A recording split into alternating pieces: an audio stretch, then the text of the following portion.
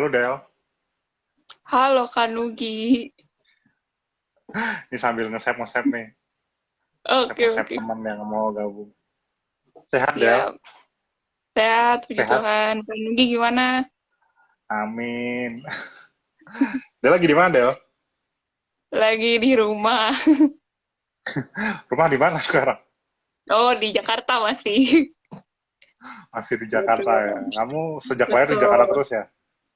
Iya. Saya sambil ini nanti ada yang gabung, ada dua orang teman. Jadi satu Kak Jasmine, sambil apa namanya? Sambil saya undang lagi nih. Seperti biasalah Oke. kalau namanya apa namanya? Kalau namanya ber-IG live itu terkadang suka terkendala manggil-memanggil, request-merequest. Oh, itu masuk. Hai Kak Halo, Tano. halo selamat sore Kak Nugi Sore. sama Kak Adel. Kak Adela atau Adel saya panggilnya ya, sorry. Apa aja boleh, Kak. Ya udah, oke deh, saya Tano. Oh iya, Kak. Oke, Salam iya, kenal. saya temunya Kak Nugi. Kalian, Oh, gitu. Oke. kalian Iya, berdua punya kesamaan sebetulnya. Kalian Oh. sama-sama pernah masuk ke kelas saya. oh gitu ya. Oh, gitu. Aduh, pengalaman sebagai murid itu mempersatukan kok ya. Betul. Oh gitu ya. Iya. Bedanya kalau sama Tano tuh saya jarang ke kelas, jarang Mm-mm. jarang ngajar saya. Kalau sama Adel, jarang juga yang ngajar ya. Kayaknya sih. Oh gitu ya. Tapi guru-guru Aduh. Ini yang Mas baik Tano, hati kan ya. ya guru yang baik hati itu guru yang selalu meninggalkan tugas ya. Oh, baik. Dan meninggalkan kunci jawaban. Sama Adel juga ngalamin kok. Adel Oh ngalamin gitu Del ya. ya. Kalau Hmm. ngisi jawaban berpola ya Del ya. Betul. Kata kuncinya itu hidup itu berpola. Luar biasa sekali. Berpola. Iya, aku tuh dapet Makanya kalau 100. ini Kak Jasmine sambil ditunggu ya. Pokoknya kalau Baik. A B C D C B A B C D itu 100 saja pokoknya ya. Ya teman-teman gabung nih di sini. Terima kasih teman-teman gabung untuk IG live-nya. Kita bakal ngomongin soal sebentar nih. Mbak Devi, saya undang dulu. Nah, ini kita undang lagi Mbak Jasmine.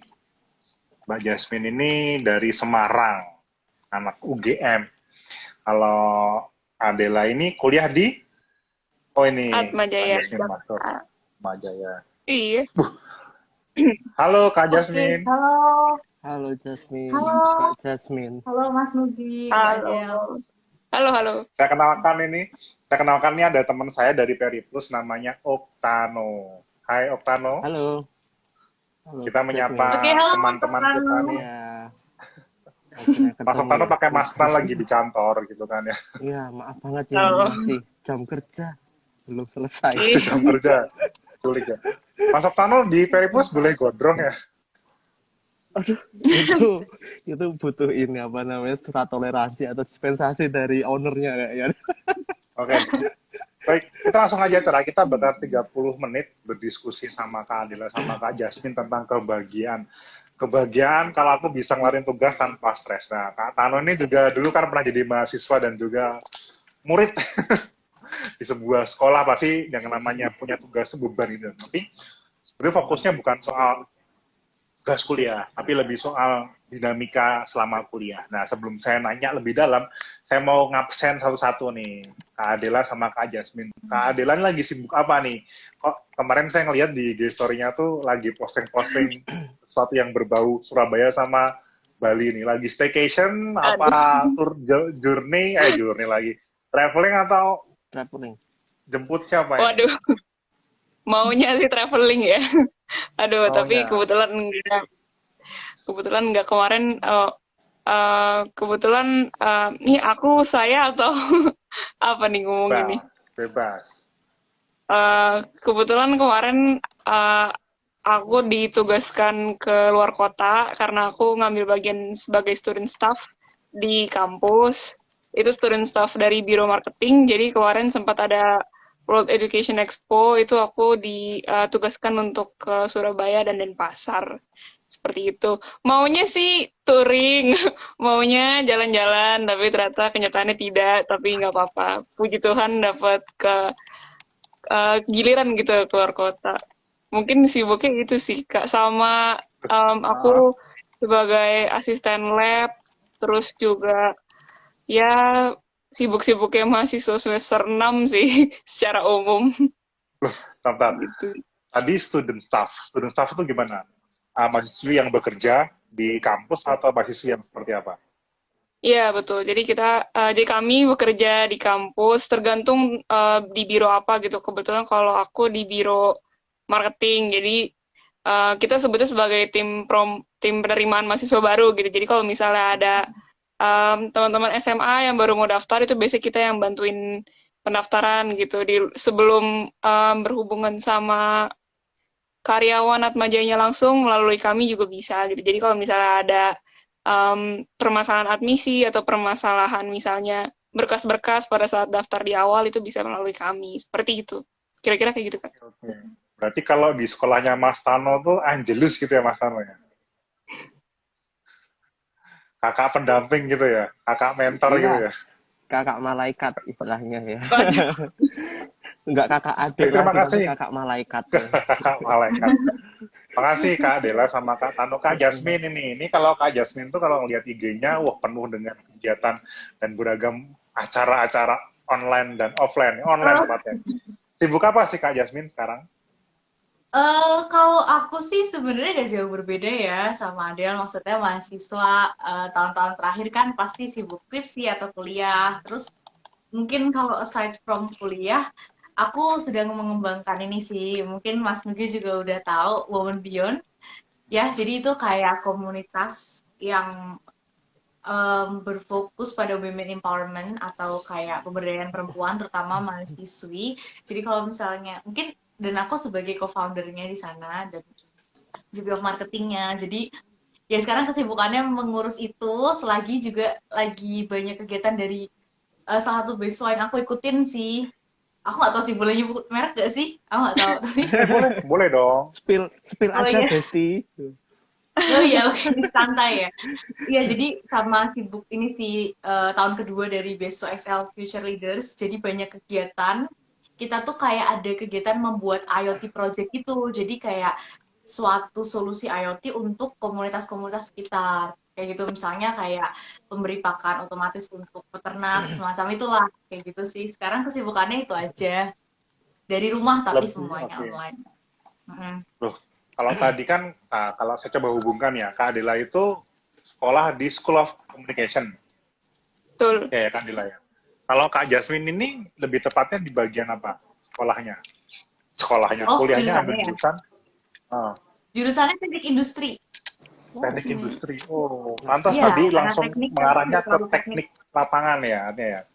Iya, iya. Tapi Jadi mungkin kalau misalnya saya sih sebenarnya nggak terlalu teknik ya. Jadi kayak kalau teknik industri kan masih luas nih. Dan saya sendiri fokusnya lebih ke bisnisnya sih. Jadi jarang lapangan malah.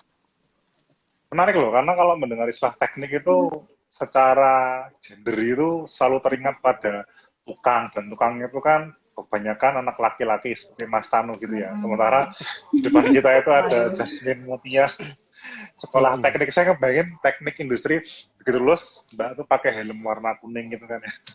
Terus kayak kado-kado semen, beda itu ya. Heeh. Ya sama sih itu helm keselamatan ya. Itu stereotyping banget ya tapi. Heeh. Iya sih. Maaf saya sudah lama nggak masuk ke dunia perkuliahan, udah terlalu tua mungkin.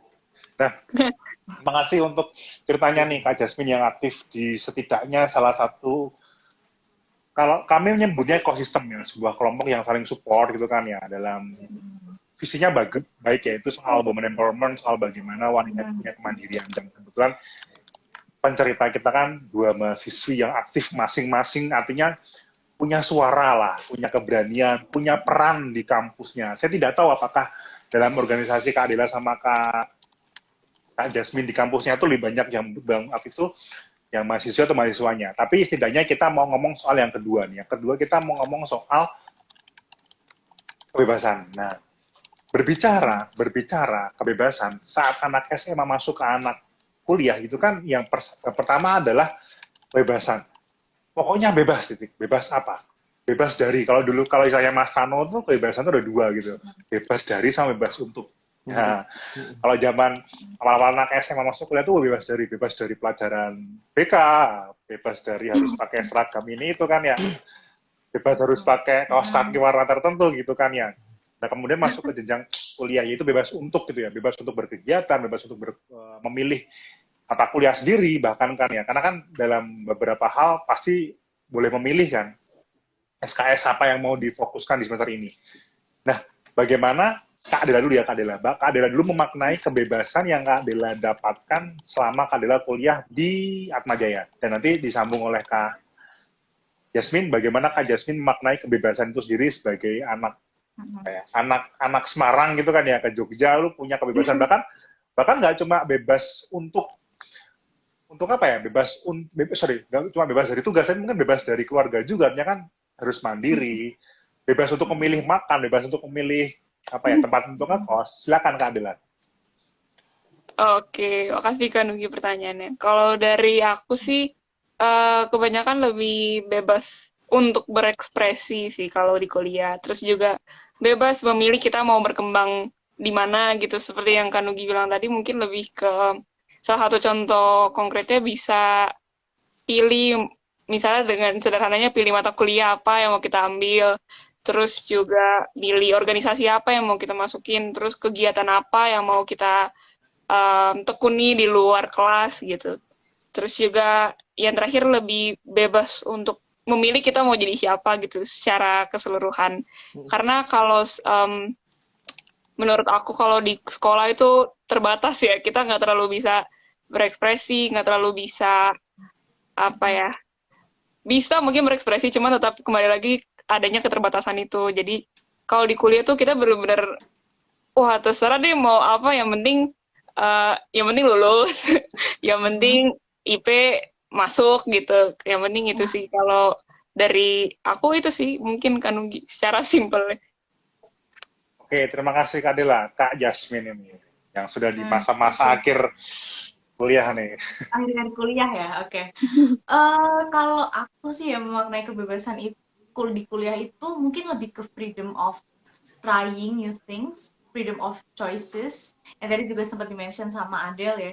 Jadi selama aku berkuliah tuh bisa terasa banget gitu, kayak aku bebas mau memilih kelasku, mau ikut kelas yang mana, mau ikut kegiatan seperti apa, mau memanfaatkan waktuku dengan apa, kayak gitu loh. Istilahnya apalagi kalau misalnya ngekos ya, kalau kan case-nya ngekos, jadi kayak bener-bener low restriction gitu, atau kayak gak ada yang ngelarang-larang gitu kan.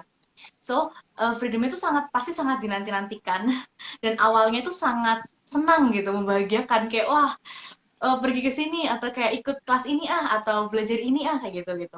Cuma semakin ke sini mungkin semakin yang mungkin aku point out adalah kebebasan di berkuliah itu sebenarnya juga perlu memiliki batasan gitu. Jadi kayak kebebasannya itu juga harus kebebasan yang bertanggung jawab gitu. Dimana kayak ketika kita nyoba hal-hal yang baru itu mungkin sekarang ini lagi sering ya.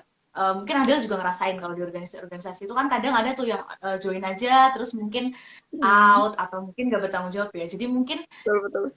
kadang yang kurang dimaknai adalah bebasnya bebas aja gitu. Padahal kenyataannya ketika kita kuliah pun kita juga tetap memiliki batasan tertentu dalam makna kebebasan gitu loh.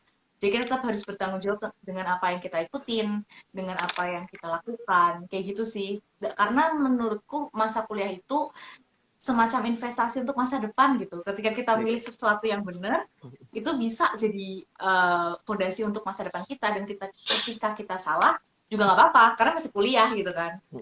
Jadi ya itu sih mungkin makna kebebasan berkuliah di kuliah menurut aku. Gitu. Terima kasih ya, insight-nya menarik nih. Karena kalau dilekatkan pada pengalaman pribadi saya dan mungkin Mas Tano, masa kuliah itu bukan investasi ya Mas Tano ya. Mas Tano mau berbagi kita dulu soal perkuliahan Mas Tano.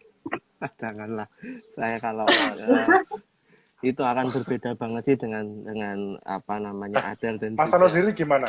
Mas Tano kan gini Mbak Jasmine Kandila. Mas Tano ini dulu murid saya. Gak apa dibuka ya. Oh. Saya dulu sempat menjadi seorang guru, lalu Mas Tano ini murid pertama saya. Yang bandel gitu kan ya. di SMA-nya Mas Tano tuh murid tuh nggak boleh bawa handphone gitu kan ya. Lalu Ya, begitu kuliah boleh bawa handphone. Sejarah itu Mas Tano ya. Kamu punya apa? Saat kamu masuk kuliah itu gimana Mas Tano? Kebebasan kamu maknanya seperti apa? saat selesai dari SMA mengikuti pilihan kuliah itu sebenarnya kan itu sekolah tempat saya di mana Mas Nugi ngajar itu kan modelnya asrama ya. Jadi beberapa hal harus berjalan sesuai aturan. Nah, ketika ada perbedaan antara yang pertama itu awalnya kayak dikekang, kita nggak boleh ngapa-ngapain, ya kan? Usia-usia belia yang 17 tahun gitu, kita saatnya bergaul dengan banyak orang, mengenal teknologi, mengenal banyak hal di dunia. Dengan kita mengalami kayak semacam dikerangkeng gitu kan, ketika akhirnya keluar itu malah ya biasa aja sih. Biasa saja, sebenarnya biasa saja. Tidak ada hal yang menurut saya sangat membuat saya menjadi langsung bagaikan kuda keluar dari kandang gitu loh, ya kan? Kalau kuda keluar dari kandang itu seakan-akan dia sangat bebas untuk ngapain sehingga dia melupakan apa yang dia pelajari di dalam gitu kan. Untuk mengerem hawa nafsu, mengerem diri segala macam. Justru apa yang saya rasakan ketika di asrama itu justru membuat saya menjadi pribadi yang lebih bisa memilih ya, memilih mana yang baik dan yang lebih baik. Kalau memilih yang baik dan buruk itu kan sudah lumrah, tapi menurut saya justru kebebasan itu yang saya maknai adalah memilih yang baik dan yang lebih baik. Itu sih Mas Nah, Nugi. ini bagus nih. Ini tanpa kita janjian Mas Tano tuh mengasih satu punchline yang menarik nih untuk masuk ke pertanyaan selanjutnya. Memilih yang baik dan yang lebih baik. Nah, begitu Kak Jasmine, Kak Dila memutuskan untuk bebas berekspresi bebas memilih kegiatan atau bebas memilih investasi yang terbaik untuk masa depannya, itu kan berarti berdampak pada suatu prioritas, soal waktu, soal tenaga, atau kalau saya di sini misalnya lebih soal mana sih yang kita akan dipilih. Kalau teman-teman terlalu aktif di kegiatan non-akademis atau kegiatan di luar, itu maka akan berdampak pada jam untuk mengerjakan tugas, jam untuk menyelesaikan kuliah dengan baik. Itu kan juga hal yang baik juga bahwa aktif di luar itu hal yang baik. Tapi menyelesaikan perkuliahan dengan skripsi, nilai, atau IP yang bagus itu juga hal yang baik juga. Jadi ada dua tegangan nih. Memilih antara aku mau aktif, kalau aku aktif ya aku akan punya CV yang baik, aku punya LinkedIn yang bagus gitu kan ya, aku akan punya LinkedIn yang komplit, aku akan punya relasi, aku punya koneksi. Lalu begitu. Tapi kalau aku tidak aktif, aku hanya fokus di kuliah terus, aku hanya akan punya IPK yang bagus, aku hanya punya tugas-tugas dengan nilai A gitu kan ya. Tapi dua hal itu sama-sama baiknya sebetulnya kan. Nah, Kak Adel, setelah Kak Adel baru Kak Jasmine. Gimana Kak Adel sama Kak Jasmine menemukan keseimbangan? Untuk saat ini, mana yang Kak Adel pilih gitu? Nah, ini agak susah atau lebih gampang malah ini. Silakan Kak Adel. Aduh, susah ya. Jujur sih kalau dari aku nggak bisa pilih ya antara organisasi atau kuliah gitu, karena menurut aku sendiri juga dua-duanya penting gitu. Mungkin tergantung waktu sama prioritasnya juga, pasti terus berubah sih. Maksudnya aku bukan tipe yang kalau udah satu ini terus sampai akhir gitu, nggak bisa. Maksudnya mesti lihat, misalnya emang ini bulan-bulan ini lagi peak season, lagi banyak kegiatan, ya udah aku coba fokusin diri aku ke kegiatan-kegiatan itu dulu. Mungkin kuliah di nomor 2 kan, tapi tetap difokuskan gitu, cuman tetap difokusin lah gitu intinya. Mungkin iya contohnya kayak sekarang juga aku mungkin sama kayak Kak Jasmine, aku juga puji Tuhan keterima beasiswa. Itu juga aku ada beberapa. Oh, aduh. Ini harus disebut merek juga ya. Puji Tuhan aku keterima beasiswa Jarum Foundation. Gitu. Jadi mereka juga melihat. Kenapa? Dapat rokok juga itu. Dapat rokok juga. Wah, ini kontroversi nih. Kalau itu enggak. Untuk diklarifikasikan itu tidak ya. Itu tidak. Iya, untuk aku dapat jadi best one Jarum, terus juga mereka dengan sangat baik mempersiapkan banyak pelatihan soft skills, itu juga pasti harus difokuskan juga gitu, karena akan ada tugas kedepannya yang mereka tuntut dari kami gitu, jadi saya juga harus fokus ke situ gitu.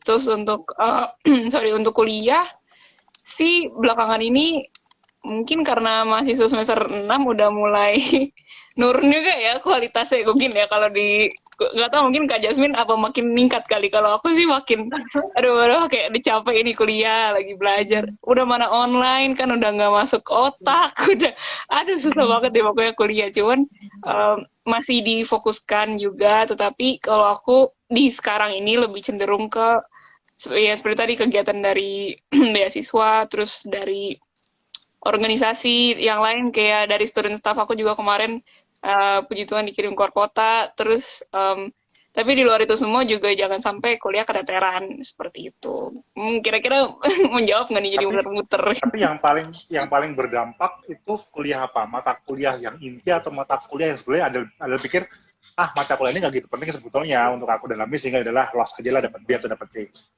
Gitu nggak Del? Sampai kamu milih-milih gitu loh. Ada dari sekian mata kuliah mana yang bisa kamu agak loss, mana yang harus kamu, pokoknya ini nggak boleh B, harus A terus. Ada nggak, Del? Sebenarnya kalau bisa semuanya A sih, cuman kalau misalnya untuk penerapan di dalam kehidupan sih, karena aku belajar komunikasi, itu emang dia banyak sekali yang mencontoh dari kehidupan kita biasanya gitu. Misalnya kayak contohnya mata kuliah komunikasi antar pribadi itu aku jadi belajar misalnya gimana cara menghadapi konflik dengan orang, gimana caranya menjauhi orang itu misalnya emang udah nggak bisa dibenerin nih konfliknya ya udah kita menjauh. Kapan kita bisa mendekat, kapan kita bisa menjauh, gimana caranya mendengarkan dengan baik, gimana caranya mungkin di luar komunikasi antar pribadi gimana caranya mewawancara dengan baik.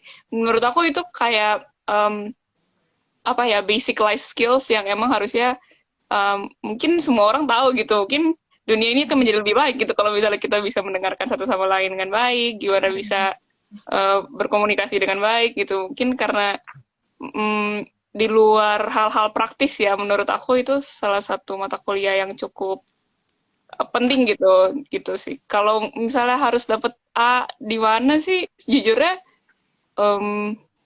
kalau misalnya aku sih apa ya bilangnya ya. Ini ntar jangan dicontoh ya tapi ya. Kalau aku kadang Coba. kalau aku udah suka mata kuliahnya pasti aku akan usahain gitu. Cuman kalau misalnya aduh udah pasrah banget ini udah nggak cocok, satu udah nggak cocok mata kuliahnya, udah dua misalnya dosennya nggak cocok itu udah sangat mendukung. Jadi ya nggak dapet A nggak apa-apa lah gitu. Jadi apa ya lebih ke self love sih maksudnya jangan terlalu keras juga sama diri sendiri gitu kalau misalnya emang kita udah berusaha semaksimal mungkin tapi ternyata dapat B ternyata dapat misalnya B min lah amin gitu ya udah nggak apa-apa yang penting udah berusaha sebaik mungkin gitu sih Kak kayaknya yang penting nggak stres ya iya tapi sebenarnya stres itu ya iya bener sih sebenarnya stres tuh baik sih kalau menurut aku ya karena aku merasa kalau buat aku pribadi kalau misalnya aku nggak stres terus kayak aku mengentengkan suatu hal gitu jadi lebih baik aku ada stres berarti aku respect sama hal itu gitu kalau misalnya aku nggak stres aku lebih ke ya udahlah gitu kan berarti kan sangat mengentengkan gitu sedangkan kuliah kan sangat mahal ya kebetulan nih kerasa di kuliah kerasa mahal gitu kan jadi maksudnya kalau kita bisa kalau stres ya itu pasti ada sih soalnya kalau nggak stres berarti ya kita nggak belajar apa-apa gitu kalau menurut aku sih. Nah menarik ini, saya kan lari ke Kak Jasmine ya saya. Tapi sebelum Kak Jasmine jawab ya, jadi Kak Jasmine tuh hari ini cerita bahwa dia tuh agak sedikit kurang enak badannya. Tadi sempat cerita karena banyak begadang. Artinya banyak begadang Kak ya, berarti begadang untuk apa kan? Bayangan saya begadang untuk berkegiatan kampus atau menjalankan tugas. Nah menyambung dari tadi pertanyaan soal apa namanya memilih mana yang baik dan lebih baik. Nah, coba Kak Jasmine ceritakan kepada kami. Sampai Kak Jasmine begadang itu karena memilih yang lebih baik itu ya. Silakan Kak Jasmine. Itu menarik sih. Tadi kalau misalnya pilihannya kan antara kuliah sama organisasi atau kayak kegiatan luar kuliah kan, ya kan. Nah, aku jawabannya tuh hampir sama gitu sama Adele bahwa menurutku kita tuh bisa achieve both gitu loh. Jadi aku sangat tidak setuju dengan konsep di mana orang yang kuliah kuliah banyak kegiatan, misalnya dia ikut BEM atau dia ikut organisasi di luar, itu pasti kuliahnya keteteran lah, kan biasanya gitu ya. Itu saya sangat nggak setuju sih, karena menurut saya dua-duanya itu bisa jalan balance gitu. Tergantung prioritas kita aja, sesuai kayak misalnya nih, ini minggu kuliah, misalnya minggu UAS gitu, ya udahlah kita prioritasin sekolah. Terus misalnya organisasi kita lagi menuntut sesuatu dan ketika itu kuliahnya lagi slow misalnya, ya ya udah kita berarti luangin lebih banyak energi ke organisasi. Tapi to be honest aja ya, nggak glorifying that hustle culture, tapi menurut saya tetap ada yang dikorbanin sih. Kalau kita mau ambil dua-duanya ya, itu pasti mungkin waktu tidur, mungkin waktu main gitu kan. Kalau kuliah kan pasti pengennya main, pengen tidur ya. Jadi ya, I think choosing both itu bisa, memilih dua-duanya itu bisa. Cuma pasti tetap ada yang kita korbankan. Dan yang menurut saya paling penting adalah support system sih nantinya. Nih ya, mungkin buat teman-teman. Jadi kayak kalau misalnya namanya kita aktif organisasi kan kadang kita adalah saat dimana kita join kelas tapi kita nggak mendengarkan gitu atau kayak nggak paham gitu. Nah itu disitulah pentingnya teman gitu untuk ngajarin kita, untuk bantuin kita kalau misalnya ada tugas, kira-kira apa sih yang harus dikerjakan kayak gitu loh. Jadi dua-duanya bisa berjalan asal kita percaya, berusaha dan punya support system yang cocok sih menurut saya kayak gitu sih Kak. Setuju. Tapi kalau kita masuk ke ranah yang lebih praktis ya Kak Jasmine ya, itu Kak Jasmine ngalamin yang Kak Dela nggak? Sampai memilih-milih mata kuliah tertentu yang udahlah yang ini gitu penting buat kedepannya aku nanti karena aku mau bekerja di dunia ini sehingga yang mata kuliah ini cukuplah segini aja. Sampai saya gitu nggak Kak? Sampai segitunya nggak? Jujur agak beda ya, mungkin karena aku orangnya agak apa ya, mungkin karena aku orangnya kayak agak ambis ya, kayak pengen punya yang bagus. Jadi emang mungkin nggak sama semua orang, tapi kayak kalau aku sih nggak pernah kayak ngelosin yang kayak maksudnya ngelosin yang banget gitu. Cuma pasti ada saat dimana kayak aku tahu wah ini nggak akan optimal nih misalnya nilainya, dan ya udah aku setuju sama Dela kayak accept aja gitu, ikhlas aja. Cuma kalau sampai loss yang kayak udahlah nggak kepake itu enggak sih. Soalnya mungkin apalagi kalau misalnya Dela kan sangat berhubungan, dunia komunikasi itu kan sangat berhubungan sama dunia nyata ya, jadi mungkin lebih istilahnya apa ya, lebih mudah untuk berkorelasi dengan pekerjaan masa depan. Cuma kan kalau kan mungkin teknik industri itu ada mata kuliah yang beda banget sama apa yang aku sukain kan, tapi kalau misalnya dari aku sih tetap aku jalanin dengan seneng sih, soalnya buat IP juga sih, IP kan juga lumayan penting ya kalau nyari kerja kan. Setuju kan? Nyari beasiswa juga kan, nih Jarum kan susah nih masuknya kan. IP-nya pasti tinggi dong. Bener-bener. Jadi ya nggak sampai yang kayak ngelosin, tapi kalaupun emang nggak maksimal ya terima aja gitu loh Mas. Realistis gitu. Asik. Kalau soal IP pasti yang paling nggak setuju Mas Tano nih Mas. Tapi sebelum ke Mas Tano ya, Kak Jasmine. Saya tuh penasaran, kenapa Kak Jasmine sendiri ya? Karena mungkin saya generasi milenial awal ya, generasi agak mendekati generasi X ya. Masih agak old school kan pikirannya. Bagi saya begini, hanya wanita terpilih lah yang masuk ke fakultas-fakultas di mana di situ banyak para pria-pria STM gitu kan ya. Teknik gitu kan ya. Saya penasaran, kenapa Kak Jasmine dari generasi apa? Generasi Y ya Kak Jasmine ya? Atau Z ya? Generasi masih milenial akhir sih ya. Kamu ya Jasmine itu 2000 ya? 2000-an kan ya? 2000 berarti generasi Z lah ya, saya sebutnya gitu ya. Iya, Z.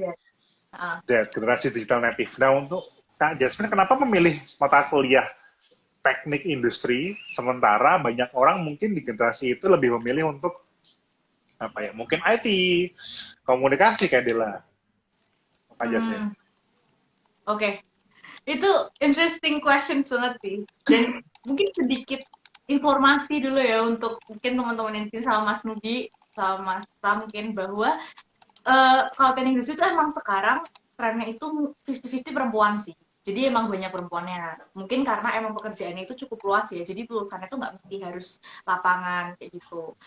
Nah, itu tadi ya. Jadi terus habis itu kenapa sih kalau aku pilih teknik industri? Sebenarnya simple sih. Karena aku dulu anak IPA kan.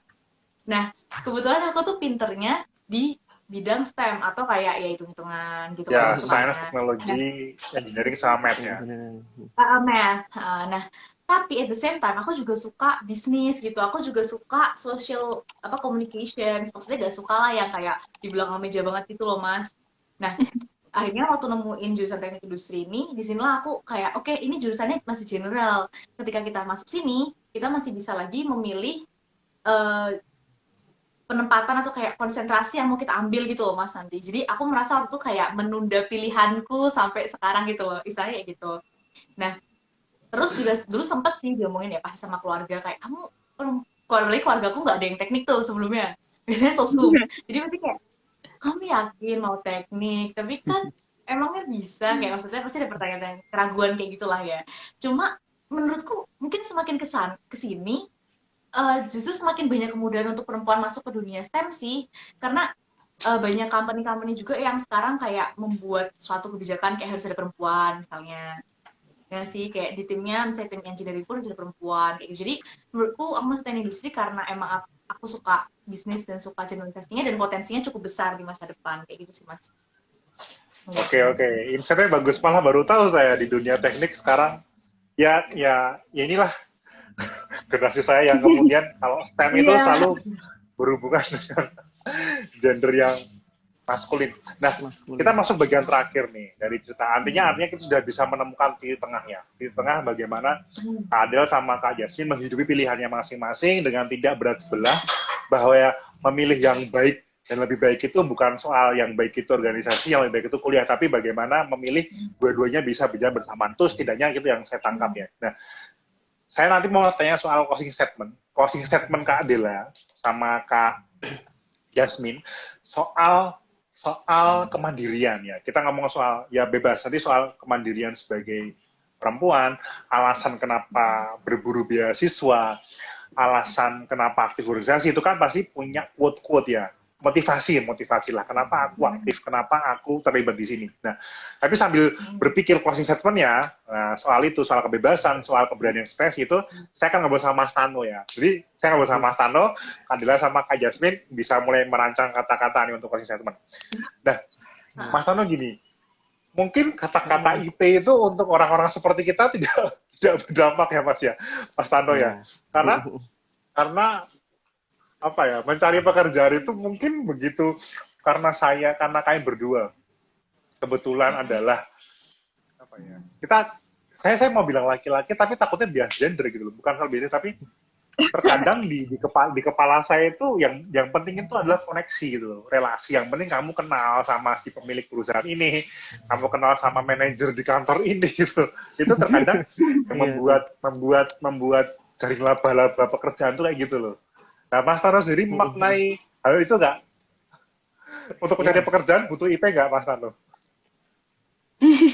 IP dibutuhkan, tapi yang paling penting itu ya relasi orang dalam.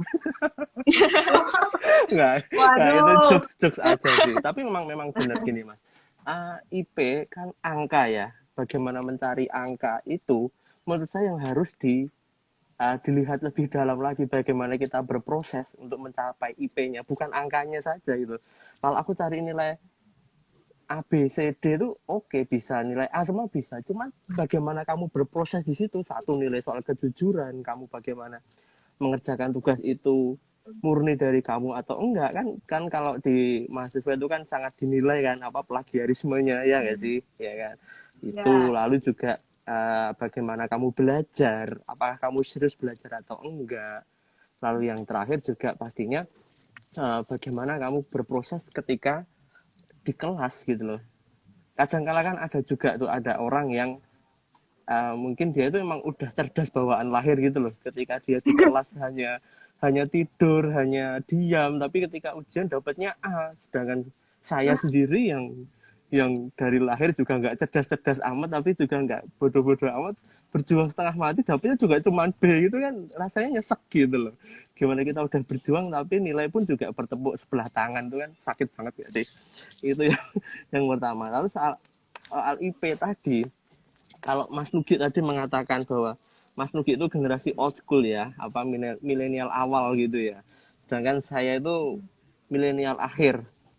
Tapi karena saya bergaulnya sama milenial awal, ya pola pikirnya ikut milenial awal gitu ya. Apalagi pengajarnya kan dari Mas Nugi. Jadi menurut saya juga memang yang namanya angka itu ya penting nggak penting gitu akhirnya. Tapi yang pasti meskipun kamu bilang itu nggak penting, tapi jangan pernah kamu sepelekan. Intinya itu, karena ketika kamu menyepelekan itu ya udah buyar semua. Rencana-rencana hidupmu juga akan berubah. Nah maka kalau ada perubahan ya kamu harus bersiap dengan perubahan itu, bisa menerima atau enggak. Itu sih kalau Ini dari sharing dari saya. yang sudah bekerja nih ya. Iya. Nah, oke, kita thank you Mas Tanto ya. Closing statement dari Kak Dela dulu. Silakan Kak Dela.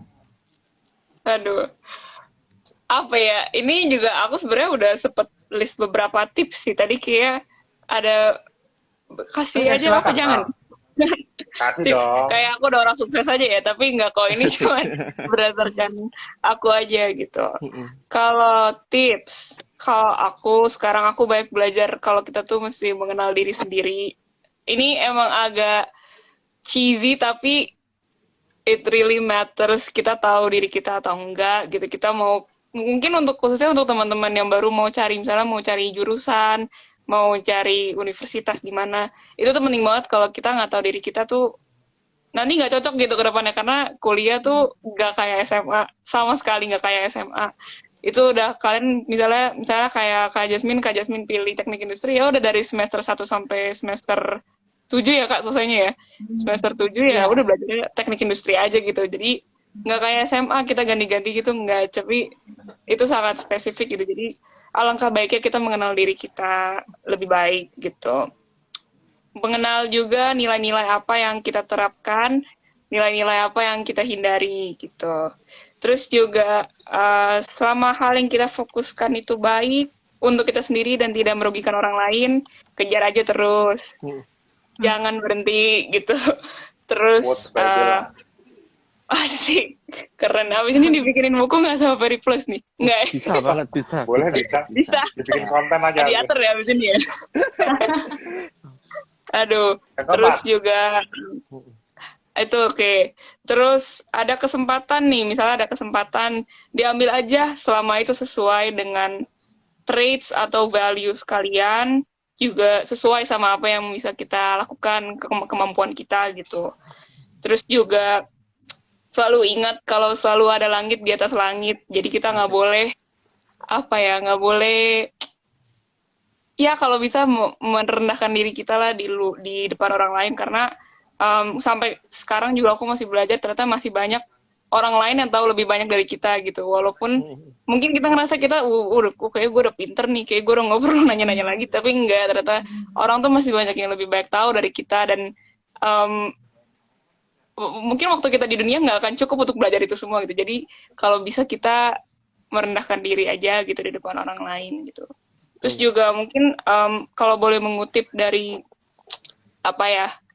dari salah satu buku yang aku lumayan ngefans berat, itu dari Mark Manson, Subtle Art of Not Giving Up itu. Yes. Nanti nge-curse gak baik nih. Terus dari buku itu aku belajar kalau kita tuh bisa loh milih, kita tuh mau peduli sama apa gitu. Kalau kata-katanya Manson tuh, we can choose what we want to give a fuck about gitu. Jadi nggak semuanya harus kita peduliin, nggak semuanya harus kita nggak pedulin juga gitu. Jadi semakin kita belajar, semakin berkembang tuh kita milih-milih lah yang mana yang akan kita give fuck gitu. Intinya seperti itu. Kalau kayak itu sih Kak ya, kira-kira kalau dari aku. Sekaligus jadi closing statement juga. Kalau closing statement, apa ya? Ya gitu deh, gitu deh. Langsung gak dipercaya, langsung gak kredibel. Sebelum saya terakhir ke Jasmine ya, Kak Adela kenapa milih buku Mark Manson? Wah, jujur itu karena salah satu bukunya ada, cuma lagi dipinjam orang, jadi lagi nggak ada di sini. Itu salah satu. Tahu nggak buku itu diterjemahin? Tahu nggak buku itu diterjemahin? Oh, iya, tahu Kak. Kenapa tuh? Terus. Nggak, kenapa suka buku itu? Kenapa suka buku itu? Karena aku sebenarnya anak fiksi banget. Aku nggak pernah baca non fiksi, cuma itu non fiksi pertama aku. Karena menurut aku storytellingnya Manson tuh sangat berasa fiktif, tapi itu ceritanya cerita kehidupan dia gitu. Jadi I think he's a great storyteller. Terus pesan yang dia sampaikan juga eksplisit gitu. Jadi nggak terlalu, mungkin kalau dibilang apa ya, sebenarnya eksplisit. Dia tuh mengatakan hal-hal yang sebenarnya mau kita dengar tapi orang nggak pernah ngomong, ngerti nggak? Jadi kayak apa ya, Oke. rasanya itu The subtle art these are makanya. unspoken truth. Iya, jadi kayak apa ya, aku tercengang aja gitu pas baca. Oh, kita tuh pernah mikir kayak gini, cuman nggak pernah ada yang ngomong gitu. Sedangkan Mark Manson menulisnya dalam buku. Jadi kayak aku sangat apa ya? Mungkin dia juga apa ya, cara penyampaiannya juga mungkin sesuai dengan apa yang aku suka, dengan gaya bahasanya gitu. Jadi cocok banget lah gitu. Aku kemarin abis book slump, ada kayaknya 2 tahun aku belum baca buku lagi, tapi sejak aku baca itu langsung cepet, kayaknya 2 hari kelar deh itu. Itu seru banget, recommended. Mas Tano, Dela tuh nggak sadar dia. Dia tuh kemarin Apa nih? kamu tahu buku itu diterjemahkan kan? Iya tahu. Ya kamu tuh kemarin ngirim email ke orang yang menerjemahkan buku itu. Oke. Waduh, nih buka nih. Itu gurunya Mas Tano itu yang menerjemahin buku itu tuh. Oh, ya? keren. Keren. Nah. Oke, Kak Jasmine, nih mau bagi-bagi tips sama closing statement. Boleh dua-duanya, boleh salah satu. Oke. Aku mulai dari tips dulu kali ya, Mas. Yes.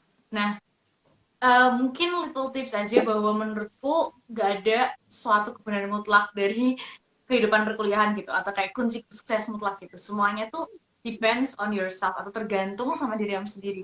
Ada orang kayak aku gitu yang suka ikut kegiatan sana sini, suka kuliah, suka apa. Tapi ada juga orang yang beda gitu, dan kalau misalnya kamu beda tuh it's okay. Ngerti gak sih? Jadi kayak bukan karena kamu misalnya nilai, misalnya nih teman-teman yang nonton di sini pengen kurang bagus, tapi teman-teman suka berorganisasi misalnya, ya nggak apa-apa, mungkin emang itu passion calling kalian gitu, misalnya kayak gitu. Atau misalnya ada temanku juga yang dia sekolah biasa aja, organisasi biasa aja, tapi dia suka entrepreneur, dia suka jualan gitu, atau dia suka ngepost-post sosial media kayak TikTok, jadi influencer gitu lah. So first thing adalah aku mau kayak mengubah mindset aja sih, karena orang-orang tuh sekarang ngomong apa, mungkin toxic productivity gitu ya. Kalau misalnya teman ini sangat familiar kan, kayak maksudnya semakin banyak kegiatan yang kita ikut, kita semakin sukses. Kadang tuh patokannya gitu. Padahal menurutku itu salah banget, karena ya tergantung tujuan kalian gitu, end goals-nya, end game-nya mau kemana gitu kan.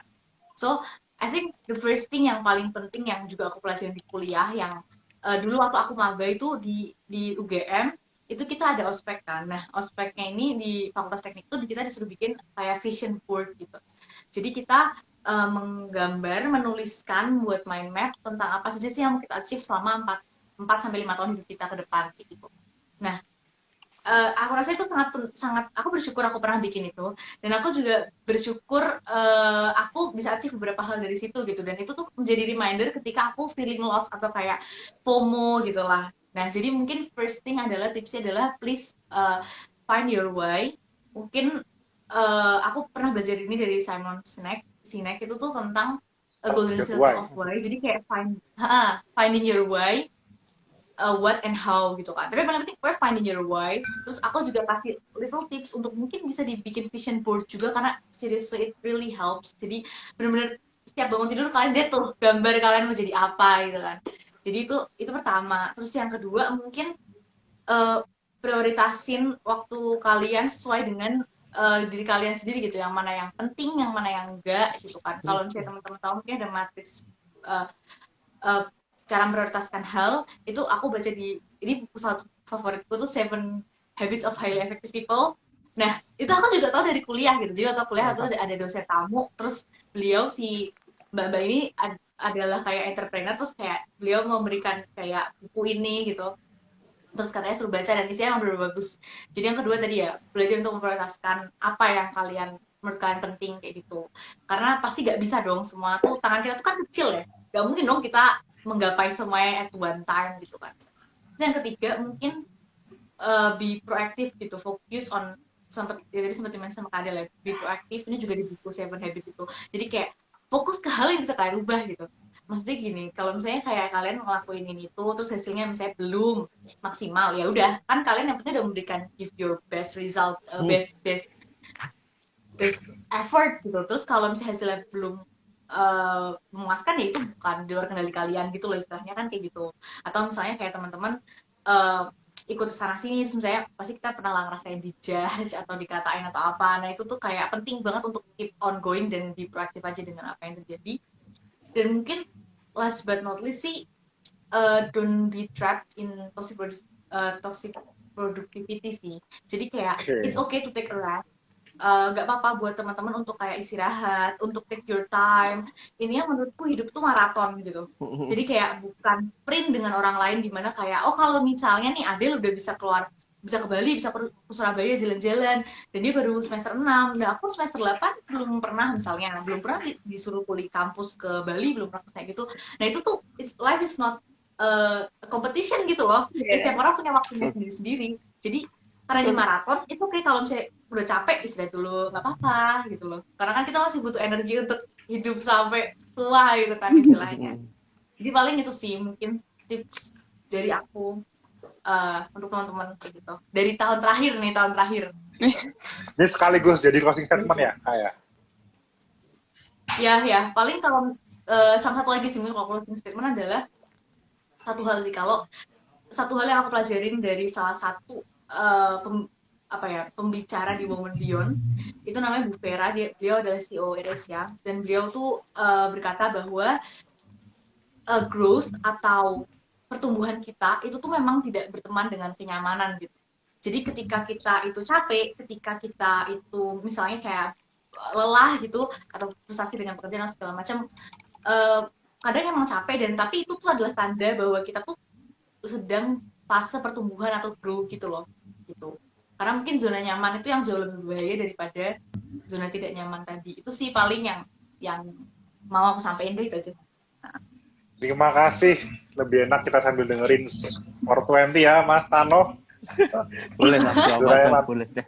Kita tuh gak janjian ngomongin buku, tapi ternyata Kak Adela sama Kak Jasmine malah mention Stephen Covey sama Simon Sinek. Menarik. Mas, kalau ada bukunya Mas ya, Mas Tano ya, sisipkan nanti. Ada nggak ya? Ada di sebelahmu. Biasanya tuh aku ngoleksi buku gitu, cuman nggak. Mas Tano itu kayak Mbak Dela itu, kerjanya ngoleksi buku itu, sundoku itu. Bahasanya kamar,